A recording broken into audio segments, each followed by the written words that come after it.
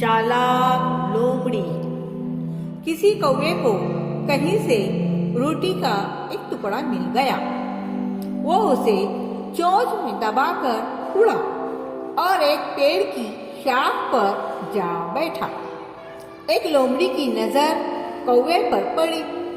उसने सोचा कि यह टुकड़ा कौवे से किस तरह हासिल किया जाए। वो कौवे से बोली, मियाँ कौवे, तुम कितने खूबसूरत हो। तुम्हारे पर कितने काले और चमकदार हैं। तुम्हारी आवाज कितनी मीठी है। मेरा दिल चाहता है तुम्हारा गाना सुनूं। कौवा अपनी तारीफ सुनकर खुशी से फूल गया। कौवे ने गाना गाने के लिए चोंच खोली ही थी कि रोटी का टुकड़ा नीचे जा गिरा।